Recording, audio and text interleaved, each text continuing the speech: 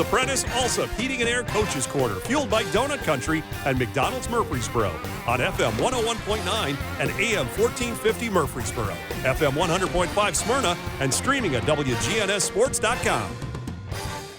The Coaches Show is brought to you by State Farm agents Andy Womack, Dana Womack, Celeste Middleton, Ron Reeves, and my boy Emerson Williams down there in Smyrna. Like a good neighbor, State Farm is there. I'm Danny Brewer. I'm extremely pleased to be on the Coaches Show this morning with Lady Warrior head basketball coach Joshua Bugg is first up. Coach Bugg, how are you this morning?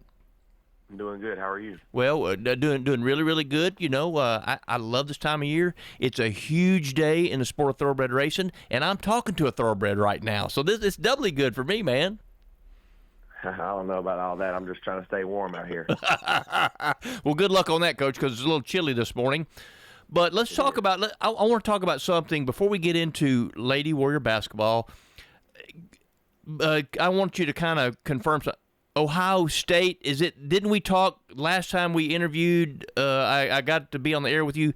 Is your wife a big Ohio State fan? Is that what? Am I correct about that? Yeah, my wife is from Ohio, and she's got some older relatives that played at Ohio State, and we actually I got to take her to the game, and we were there and had a great time, and it was a really cool experience for us to do as a couple. And yeah, go Buckeyes! Yeah. Okay. So. The atmosphere of something like that, because this is the first time that they've ever had, you know, the 12-team playoff and all that good stuff. So I guess number one, the atmosphere, and you being the competitor that you are, the juices were flowing, I'm sure. Yeah, so we actually went a couple of years ago to Mercedes-Benz Stadium when they played Georgia, and they missed that field goal at midnight.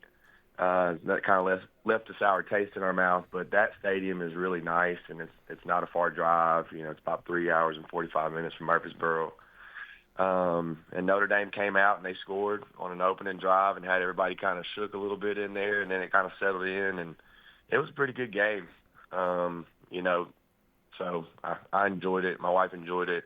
We kind of checked that off our list, and you know, just kind of look for some other things to do now because those tickets were expensive as well. Oh well, I'm sure of that. I'm sure of that. So okay, well, let's kind of flip the script a little bit here on let's talk about Riverdale Lady Warriors basketball.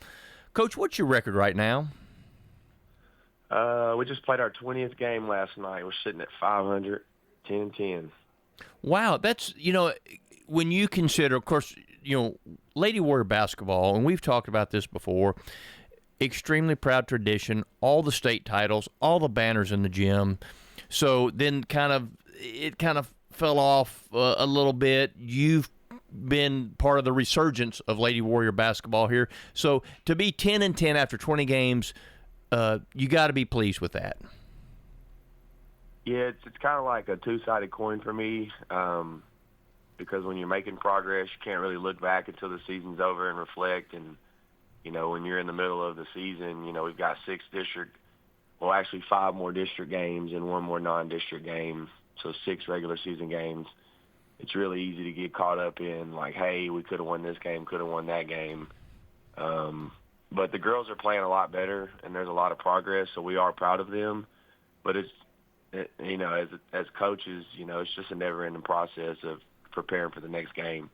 And so it's a little unsettling at times, but it's good. Each morning you can wake up and just have a new 24 and reflect on the good and just try to stay focused on the positive. But I'm definitely not satisfied with where we're at, but I'm proud of our girls and proud of the growth that they're showing.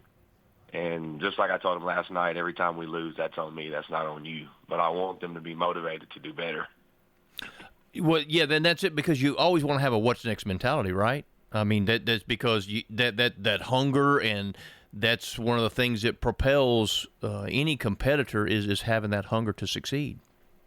Yeah, absolutely. And the girls are fighting. You know, we've lost. You know, last night we did a really good job of scoring. Oakland just shot a really high percentage, and they turned us over a little bit early, and they got off to a really fast start, and the second half was a lot more even.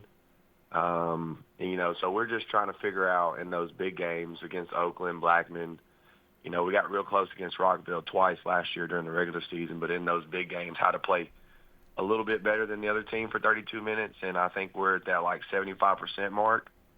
But they've got to be able to put together 4 full quarters and get the job done, and we're getting close. So it's a cool thing to see, but it's just a little unsettling, like I said, until it finally happens. Coach, talk a little bit about offensive growth. Do you feel like your team has grown offensively, and what's been the key to that? Yeah, I mean, we've got some really good shooters on our team, and, you know, our shooters are pretty young. If you talk about Madison Taylor, she's just a sophomore. She led us in scoring last year. And you got a kid like Abby Dennis that's really been working on her outside shot.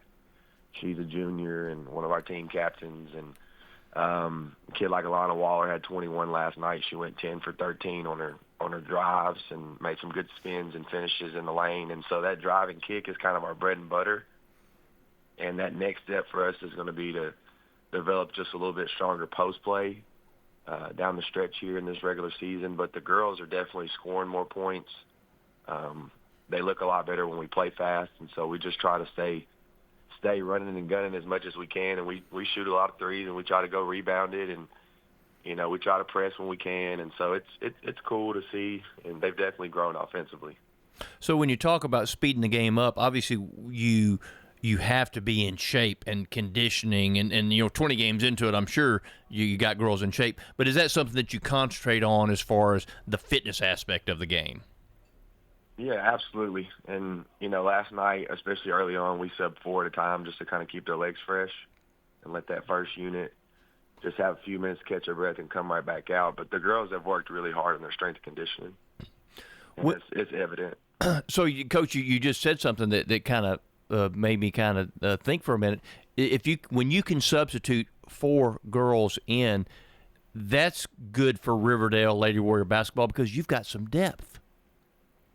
Yeah, absolutely. And, you know, in that 9-man rotation that we're kind of looking at right now, we've only got 1 senior that's there.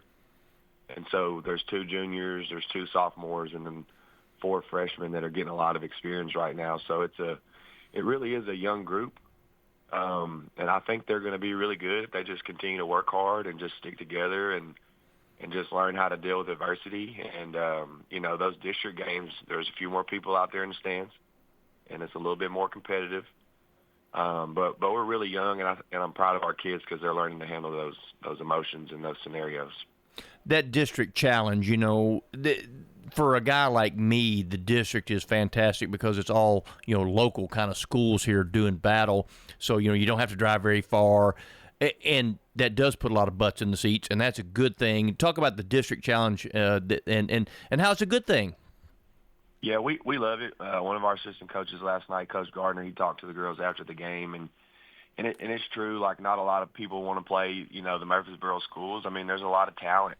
You know, I went out and watched the middle school ball the other day, and it was just packed in there. And you can see that those kids need development, but there was size, there was guard play, there was definitely speed, and that's at the middle school level. And so once it gets to the high school level, you know, I think all the teams in Murfreesboro are talented, and the reality is every night someone's going to score more points and less points, and, you know, someone's got to win, someone's got to lose.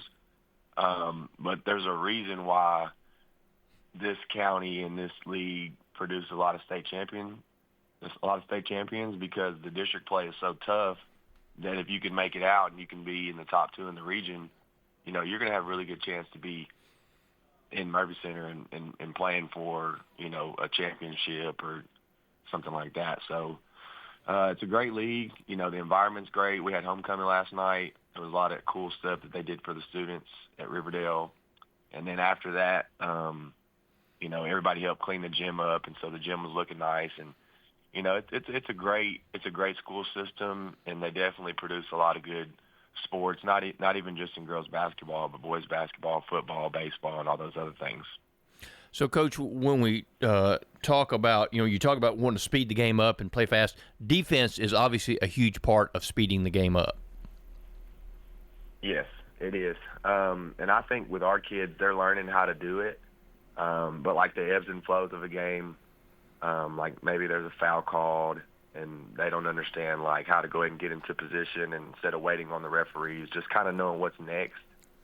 And so we're still guiding them a lot on when to get into their pressure defenses and stuff like that. But I think they're learning, and they're starting to pick up on the concepts. But you definitely got to get up and you got to get your defenses set. And, when your defenses are set, you have an advantage. And so you definitely have to have good transition plans too. And I think we struggled with our transition defense early in the game last night. And so we're still working on that. Coach, talk about what you got coming up this week. So we've got 2 games. We're going to Rockville and to Siegel next week on Tuesday and Friday.